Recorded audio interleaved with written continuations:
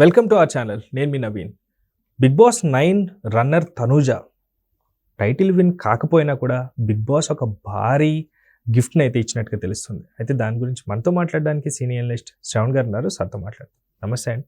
నమస్తే అండి. Big Boss 9 విన్నర్గా అనుకున్న తనూజ రన్నర్గా మిగిలిపోయింది.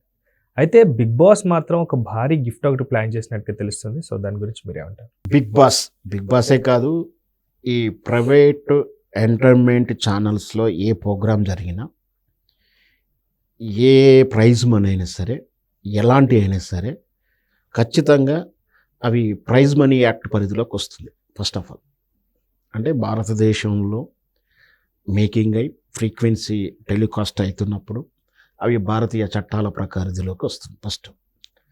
కానీ కొన్ని సందర్భంలో కొన్ని ప్రైవేట్ ఛానల్స్ నామమాత్రపు అమౌంట్ ఇవ్వడం, అంటే జనరల్గా నీకు 5 లక్షలు ఇస్తున్నా అంటారు, కానీ 5 లక్షలు ఆ గేమ్ వరకు, ఆ గేమ్ స్పిరిట్ తోటి వాళ్ళకి చూస్తుంటాం. గేమ్లో స్టార్ట్ కాగానే 5 లక్షల బ్రీఫ్ కేస్ ఇస్తారు, ఆడతారు, వినర్ అంటారు. సహజంగా బయట ఉన్నటువంటి వార్త ఏమిటంటే అట్లాంటి షోలో డబ్బులు ఇవ్వరు, కేవలం వచ్చి పార్టిసిపేట్ చేసి వెళ్తున్నందుకు ఆ షో ఆ రోజు వరకు ఇంతో అంత గిఫ్ట్ మనీ, ఏదో ఆల్రెడీ సెలబ్రిటీగా కొంత బాగా పాపులర్ ఉన్న వాళ్ళకైతే కొంత అమౌంట్ ఇస్తారు, రెమ్యునరేషన్ రూపంలో ఒక ఖాళీ షీట్ అమౌంట్ ఏదో ఇస్తారు.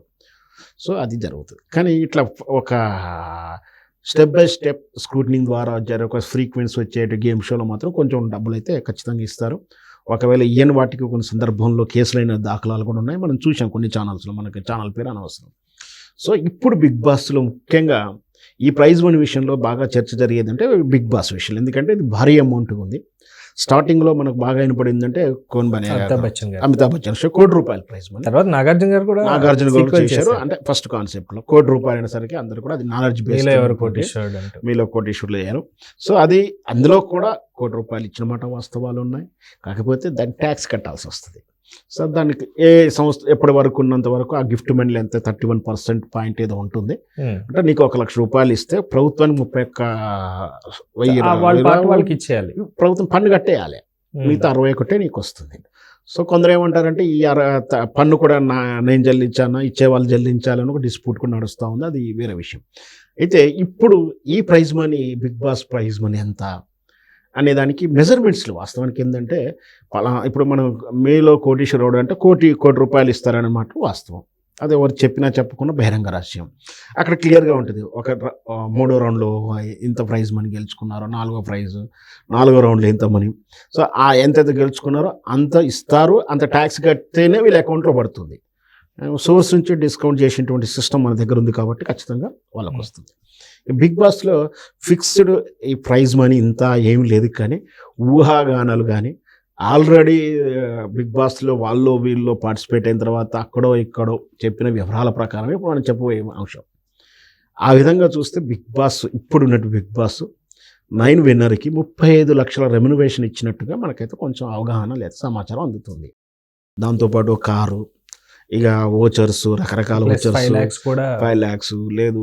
ఇప్పుడు ఏదైతే షోకు స్పాన్సర్ చేసినట్టు కొన్ని కంపెనీలు ఉన్నాయనుకో, ఉదాహరణకు టూర్స్ అండ్ ట్రావెల్ ఉందనుకో, వాళ్ళు ఒక ప్యాకేజ్ ఇస్తారు, మీరు సింగపూర్ పోయినండి ఫ్యామిలీతోడనో ఏదవుతుంది. ఎట్లా అంటే ఆ రిలవెంట్ సబ్జెక్ట్ ఉన్న ప్రొడక్ట్స్ వాళ్ళకి స్తోమతంత వరకు వాళ్ళకి ఇస్తారు.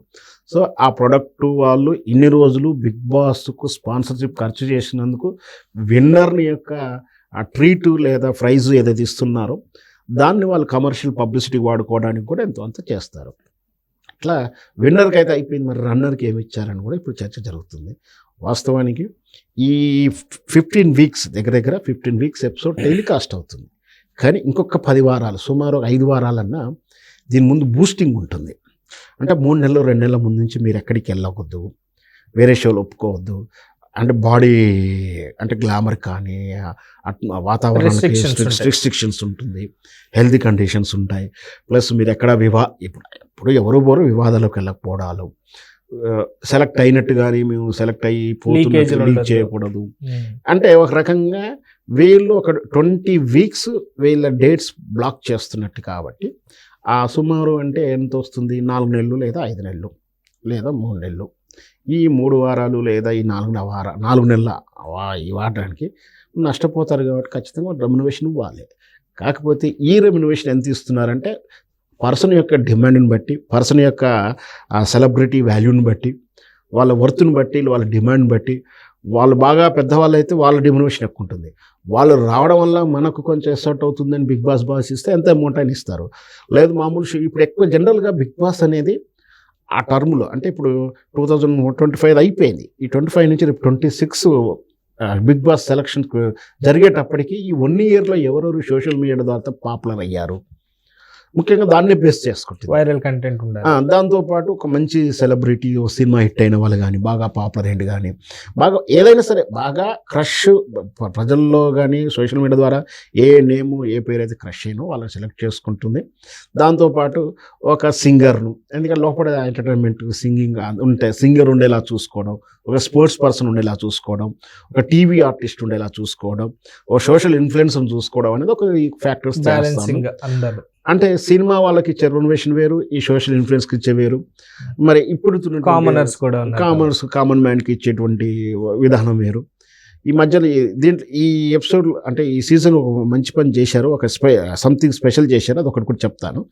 అయితే ఈ తనూజకు విన్నర్ అయినటువంటి కళ్యాణ్ కన్నా ఎక్కువనే ఇచ్చారు అనేది పర్ వీక్ బహుశా 3 lakhs అని, కొందరు 2 lakhs అని అంటున్నారు ఊహాగానాలు. కానీ ఎంత ఇచ్చిన, ఉదాహరణకు తనూజకు 2 లక్షలు ఇస్తుండే, కళ్యాణ్ బాబుకి 1 lakh వరకు 70,000 లోపే ఇచ్చారంటే, ఎందుకంటే ఆయన సరే వాళ్ళు కూడా ఆయన డిమాండ్ చేయలేదు, క్యాష్ పరంగా సమానం అయ్యారంటారు. ఎవరిని ఇస్తారు. ప్లస్ అందులో కూడా వీళ్ళ మేకప్, ఈ కాస్ట్యూమ్స్, ముఖ్యంగా లేడీస్ కాస్ట్యూమ్స్, ఫీమేల్ ఆర్టిస్ట్ అంటే కాస్ట్యూమ్స్ దాంట్లో ఇంక్లూడింగ్ ఉంటుంది. కాస్ట్యూమ్స్ కింద అని మీరు అంటే ఆఫ్ స్క్రీన్లు ఇవన్నీ జరుగుతాయి. అంటే మీరు 15 వారాలు 3 వారాలు ఉంటే వాళ్ళ డ్రెస్సెస్ ఏంటి ఇవన్నీ కూడా జరుగుతుంది. ఫుడ్ హ్యాబిట్స్ దాంట్లో ఎవరెవరికి అంటే డిఫరెంట్ కల్చర్ నుంచి వస్తారు, త్రూఅవుట్ ఇండియా నుంచి వస్తారు. కాబట్టి మనం అవుతున్నాము తెలుగు వాళ్ళైతే రైస్ తింటారు, వాళ్ళు రోటీ తింటారు, ఇట్లాంటివన్నీ కూడా దాంట్లో ఉంటాయి. ఆ చర్చలు జరిగేసి అవన్నీ ఉంటుంది. హెల్దీ విషయాలు చూస్తారంటే ఎవరికైనా బీపీ, షుగర్లు, రెగ్యులర్ మెడిసిన్స్ ఎవరెవరు వాడుతున్నారు. గవర్నమెంట్ జాబ్ ఒక ఆర్మీకి వెళ్ళినట్టేనండి అంతా కూడా ఎవరెవరికి అంటే ఇప్పుడు చెప్పలేము, ఎవరికి షుగర్ కంటిన్యూ డైలీ మెడిసిన్స్ వాడే వాళ్ళు ఉంటారు. ఇవన్నీ పరిధిలోకి తీసుకొని వాళ్ళకి ఇవ్వాల్సినటువంటి కాస్ట్యూమ్స్ ఏంటి, మెడిసిన్స్ ఏంటి, ఇవన్నీ చూసుకుంటారు.